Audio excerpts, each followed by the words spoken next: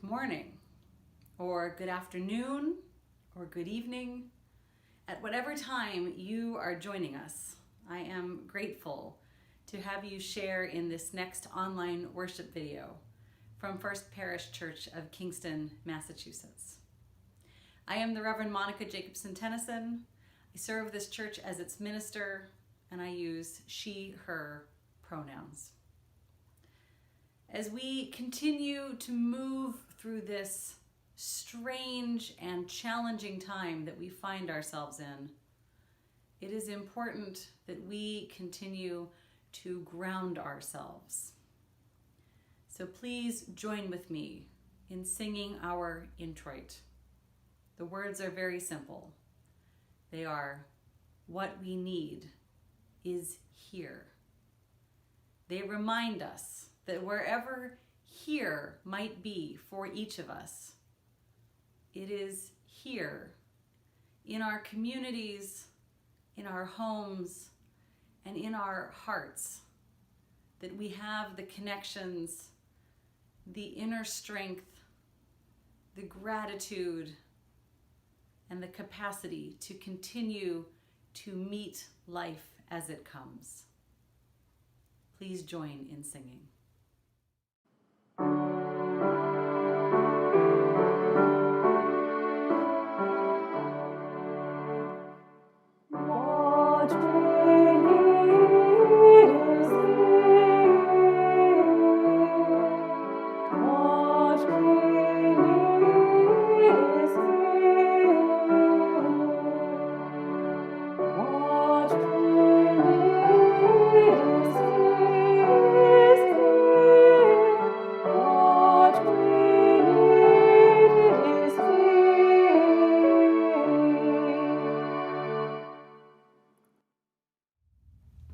If you have a chalice or a candle or the Worship Web app on your smartphone handy, you are invited to join me now in kindling a flame. The chalice is the symbol of our heritage and the beacon of our future. It has meant for Unitarian Universalists for generations the promise that together we seek to build a world where more people are free to be more of themselves, to believe what makes sense to them to believe, to love how and who they love, to move in whatever ways are good for them, to learn how to be their fullest selves in the world, and to learn how to accept each other's fullest selves. We know that this world we live in needs so much more growing and shaping and tending to fulfill the promise of the beacon of our chalice flame. So let us join in lighting those flames.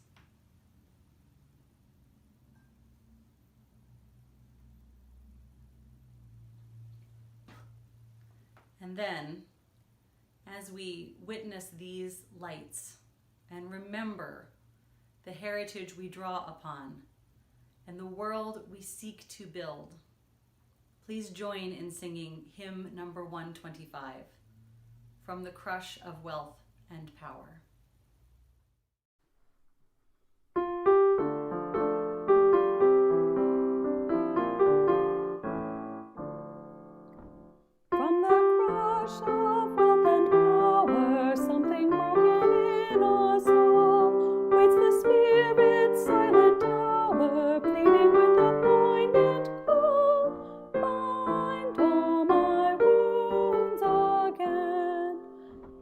Even now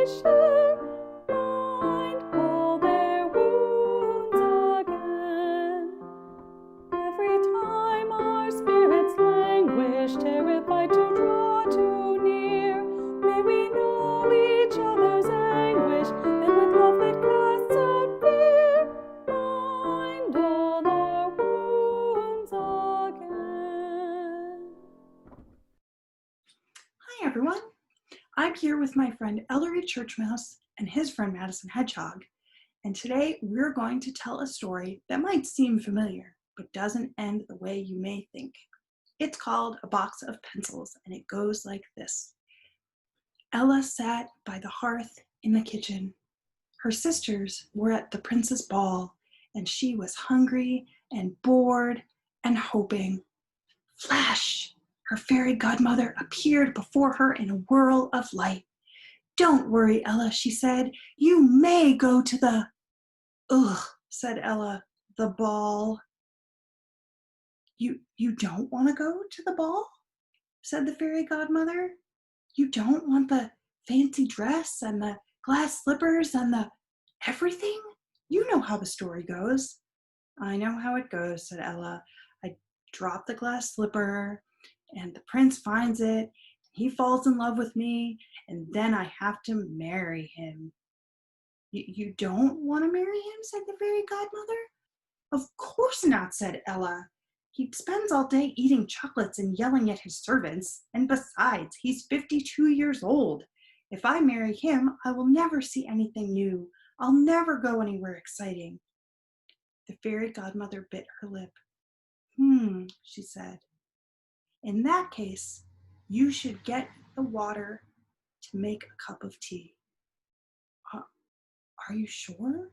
Said Ella. Yes, said the fairy godmother. Just fetch the water. So Ella went to the well. When she got back with the water that she needed for tea, she noticed on the table that the fairy godmother had left a pad of paper and a box of pencils and a note. The note said, "Make yourself a cup of tea and start drawing." So Ella put the water on to boil, picked up a blue pencil, and started sketching land by the sea, a rocky coast with a cliff and birds flying above it. The water was heated now, but not hot enough for a cup of tea. So she thought, what else would this place have? And she started drawing with all the colors of the rainbow. Green for trees, and pink for fish, and for a coral reef. And she realized this was where she wanted to be. "Thank you, fairy godmother," she whispered. And when she opened her eyes, she noticed she was really there, in the place that she wanted to be, with the wind whipping her hair and the smell of the salt.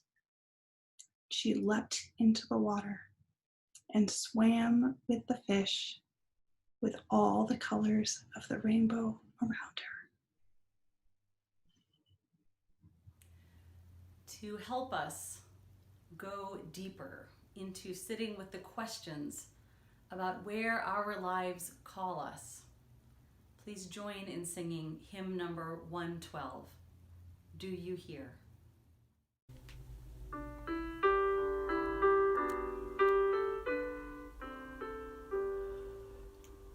Do you hear, oh my friend, in the place where you stand, through the sky, through the land? Do you hear, in the heights, on the plain, in the vale, on the main, in the sun, in the rain? Do you hear?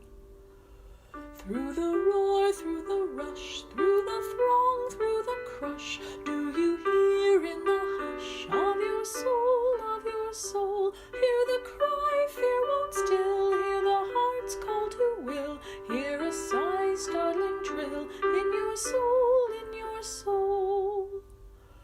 From the place where you stand to the outermost strand, do you hear, oh my friend, do you hear, all the dreams, all the dares, all the sighs, all the prayers, they are yours, mine and theirs. Do you hear? In this time of creating community at a distance, we gather on Zoom each week to share our joys and sorrows. At this time in our service, I will light these candles red for courage and love, gold for gratitude and blessing.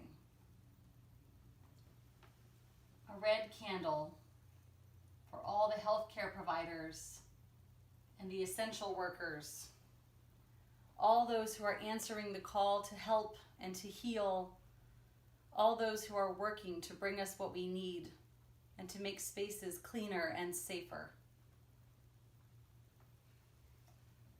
A red candle for all those who are most vulnerable in this time.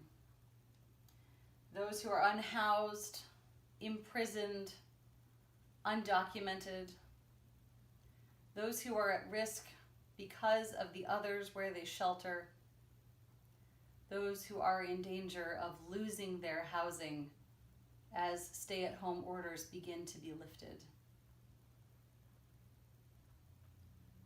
A red candle for all those for whom this is a hard day. All those who struggle with financial insecurity, with mental illness, with simple despair. We send our love that they may simply keep breathing. And a red candle for all those who are grieving, all those who bear burdens of pain and loss, which are heavy today. We light also a gold candle for leaders all over the world, from national down to local levels, who are trying to make the best choices they can in the service of us all. A gold candle for all the scientists and the researchers who are still racing at unprecedented speeds to understand this virus, to find treatments, and to create vaccines. A gold candle for the artists, the creators, the musicians who make the offerings which sustain our spirits, which open our imagination, which help us to find joy in our days and to continue growing even in this time. A gold candle for all the generous people giving to food pantries, making masks for those who do not have them, pledging to share their stimulus checks, recognizing when they have the privilege of enough and seeking to offer what they have to those who need it. A gold candle for the coming of spring weather, for the promise of summer and possibility, the reminder that it is always possible to keep dreaming and creating and recreating on this good green earth. And a gold candle of gratitude for love, which is present always in us and with us and through us, calling us from our hearts outward to the more beautiful world we know is possible.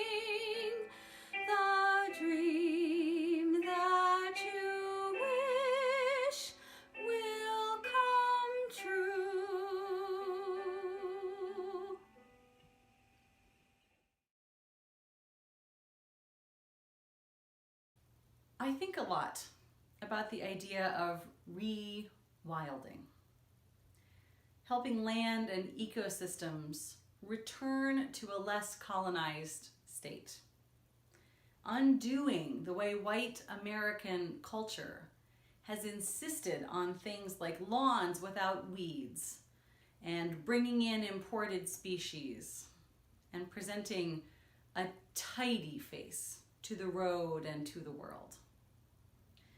I read on Facebook the other day that British gardeners have a willingness to coexist with weeds in a way that white American gardeners may not. I say white Americans because, of course, there are other Americans. There are other American cultures who have other relationships to the land.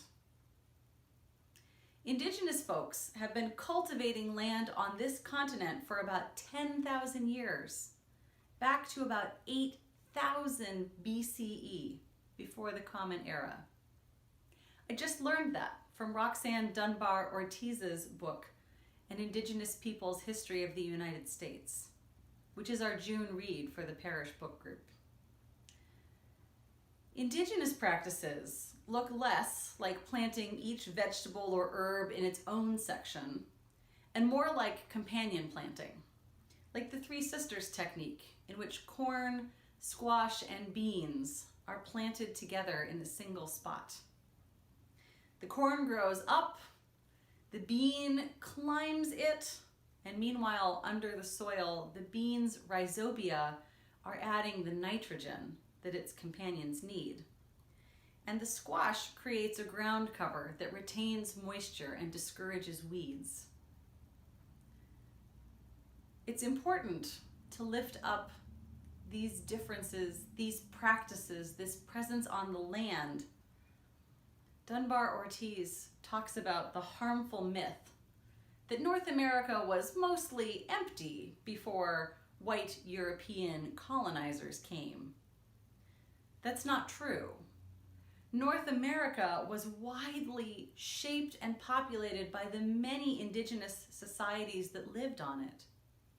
People who traveled trade roads and grew crops and used fire as a tool to shape the ecosystems. People who were in and among those ecosystems, learning from the way species coexisted and finding their own role in coexistence.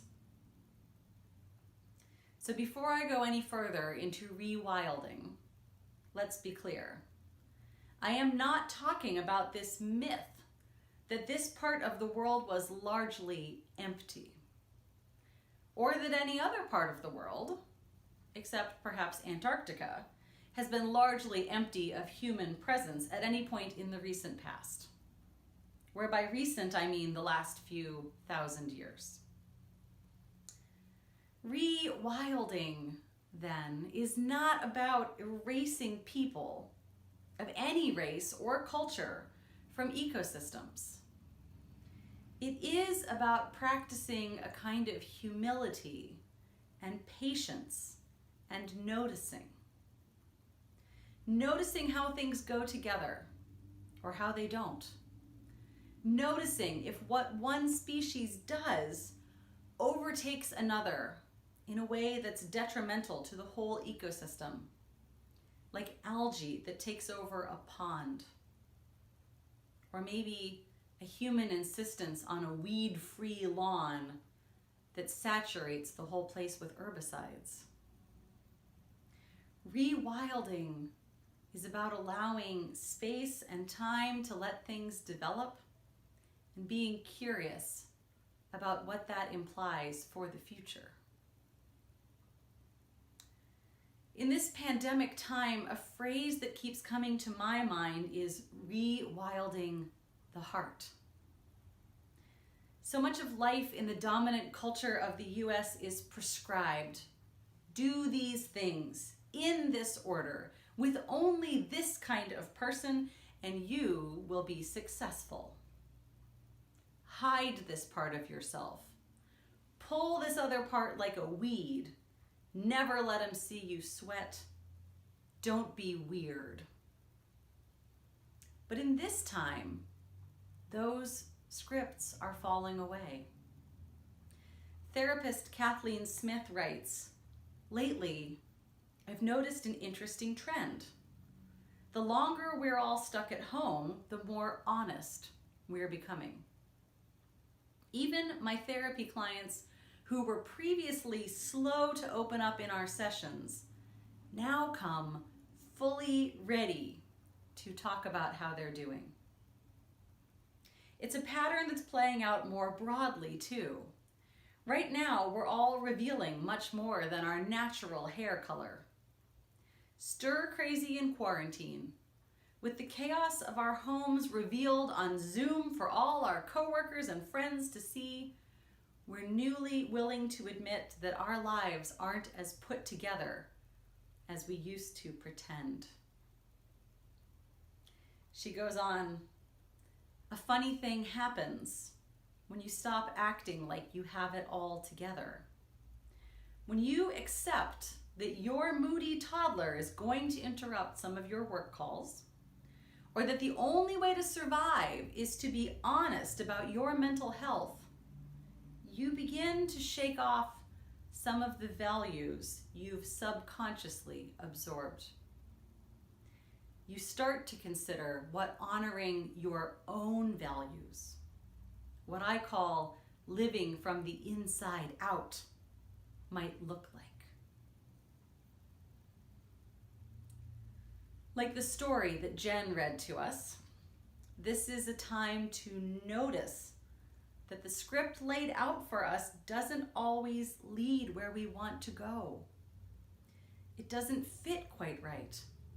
Somewhere in the midst of this quarantine, which might mean more time alone in silence, or might mean being so tired from working and parenting that you just can't pretend anymore, even just to yourself. Or might mean getting home after a long, hard day of essential work and hearing your own inner voice rise up. Somewhere in this time, we are invited to have moments like Ella, which clarify things for us. Some folks are discovering what they are most called to do because they're doing it now or they're yearning to get back to it. Other folks are heeding the moment that Elizabeth Gilbert calls, "Not this." The sudden inner conviction that while you might not know yet what you want to be doing, you know that it is not this. Fortunately, there are tools for these moments in the form of creativity. You might make a cup of tea and sit down to draw, like Ella. You might use a technique that the Reverend Dr. Rebecca Parker teaches of laying out mandala coloring pages, one for every option in front of you, and coloring while meditating on each option. At the end, notice what colors you used on which mandala and how looking at them makes you feel. Or you might be drawn to stories. Author Charlie Jane Anders tells about her experiences as a trans person, having panic attacks about what the Trump administration might mean for her, and finally deciding to write a deeply dystopian nightmare story about a trans woman enduring an exaggerated and surreal cure and surviving. The story is horrifying, and the woman in the story survives. Charlie Jane Anders says that she, quote, needed to write about someone facing up to the most nightmarish scenario and still emerging in one piece, surviving, even though it's a dark ending. Or maybe the story that you want to tell is one that feels like escapism, where most of the problems were fixed or never existed in the first place. These stories, too, sustain and guide us.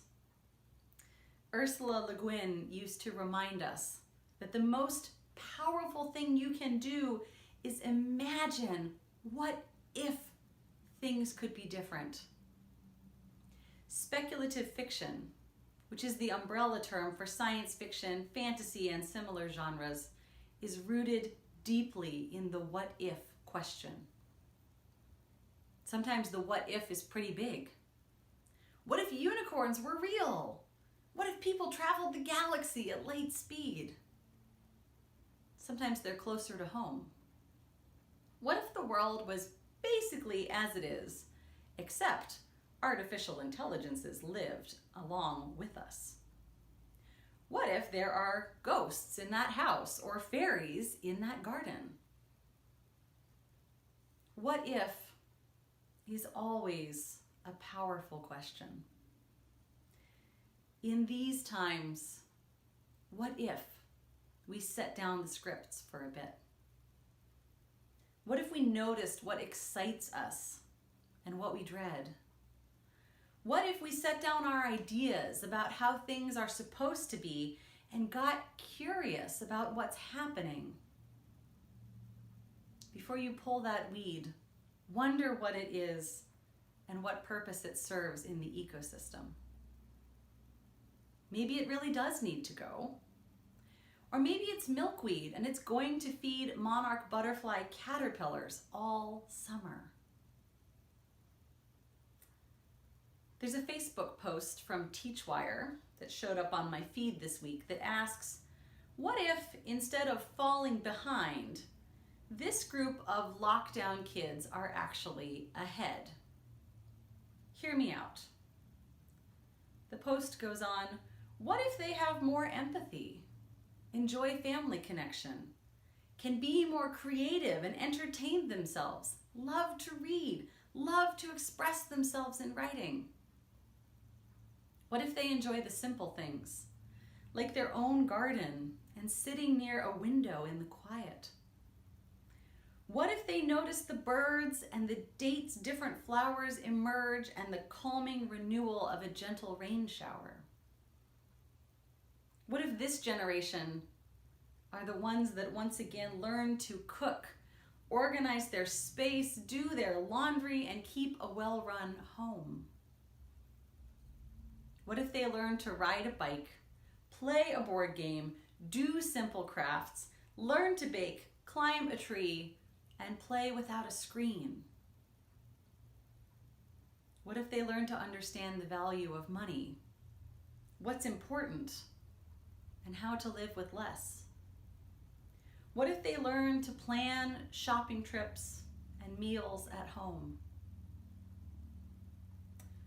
What if they learn the value of eating together as a family and finding the good to share in the small delights of the everyday?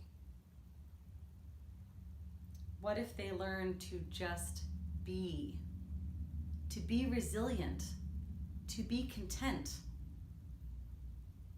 What if they are the ones to place great value on our teachers and education professionals, librarians, public servants, and the previously invisible essential support workers? What if, among these children, a great leader emerges who had the benefit of a slower pace and a simpler life to truly learn what matters in this life? What if they are ahead? Now, none of this is to say that this time is easy. Having everything be so different is hard. Having the threat of this novel coronavirus is scary. And this post makes a lot of assumptions about baseline stability and privilege in children's lives.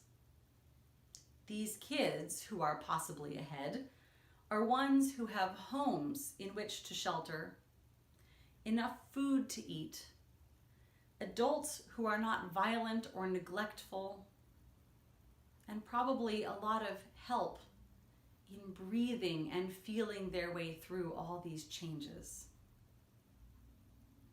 We know that there are heartbreakingly many ways in which children are vulnerable now, including the simple truth that without teachers and caregivers in regular contact, there may not be anyone to raise questions about a child's well-being and safety.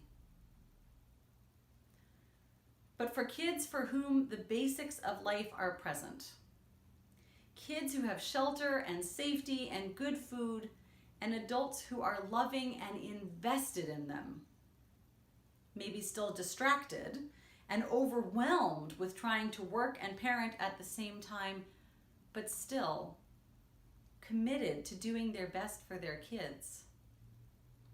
For those kids, this time looks a lot like a return to older models of family and child rearing. For a lot of human history, kids have learned how to be people by watching their grown-ups, sometimes watching closely, sometimes exasperatingly closely.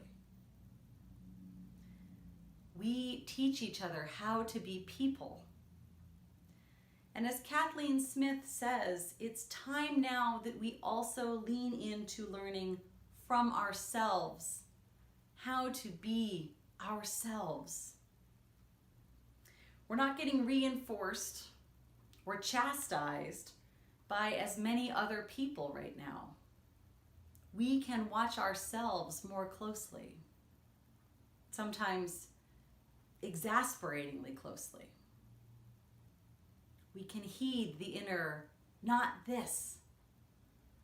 We can recenter into what we want to be and how we want to model that for the children and the teenagers in our lives, which is also what we model for ourselves. And we can make art and tell stories, which might be unique to humans among all that lives on earth. We tell stories to each other, and those stories impart lessons that help us be successful. The stories that we tell matter a lot. I get a daily reflection email from the Reverend Cameron Trimble, a UCC leader, and about a week and a half ago she wrote, "We need a new story. The great lockdown is revealing that the old story we have been using to give meaning to Western life can't handle our new reality. The old story promotes individualism, us versus them duality, inequality, and a relentless consumerism that was driving us and the planet to death. Now we get to create a new story about a new world that is possible because of this global pandemic. What kind of world shall we create? What do you want to be able to say about yourself, your life? What values do you hope shape our imagination? A friend of mine," she says, "is working on a new project in the wake of COVID-19. She is asking the rest of us to write and submit new fairy tales. Do you want stories about this crisis and what might come from it?" I asked. "Not necessarily," she said. "I am issuing an invitation to imagination. I am inviting people to be creative and playful and open to wonder. If we have any hope for creating a better world together, we have to start with tales so powerful They woo us to awaken. This is an invitation to create speculative fiction, to ask what if, and to make art that points the way, to notice the wilds of our own hearts and not shove away what we find there, but to let it guide us, to lean into the beautiful idea articulated by the artist Jen of Radici Studios in this art.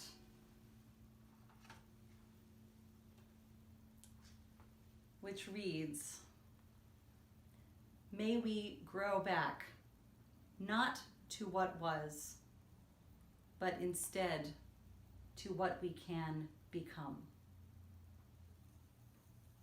May it be so. Amen. Our closing hymn is number 146, "Soon the Day Will Arrive," or in Hebrew, Bashana Haba'ah. This song was written from a great yearning for peace in the Middle East, from the power of asking, what if someday we live together in harmony and the children play in safety? Music, too, is a way in which we create that which calls us forward and guides us.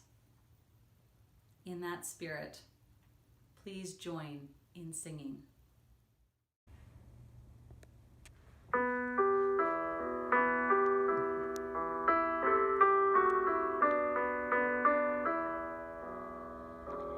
Soon the day will arrive when we will be together, and no longer will we live in fear. And the children will smile without wondering whether on that day thunderclouds will appear. Wait and see what a world there can be if we share, if we care, you and me. Wait and see what a world there can be if we share, if we care, you and me. Some have dreamed, some have died to make a bright tomorrow, and our vision remains in our hearts. Now the torch must be passed with new hope, not in sorrow, and a promise to make a new start. Wait and see what a world there can be if we share, if we care, you and me. Wait and see what a world there can be if we share, if we care, you and me. To mark the close of this time of worship, please join with me in extinguishing your chalice, knowing that as you do, the light that remains with you remains connected with the rest of this community in a constellation of love and hope.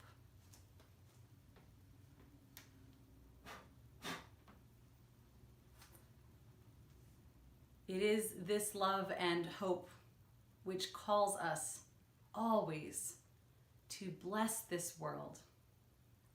Please join with me in singing our benediction.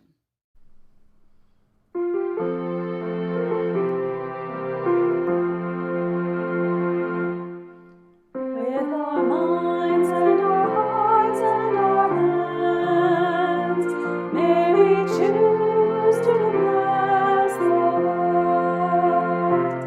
With our minds and our hearts and our hands, may we choose to bless the world.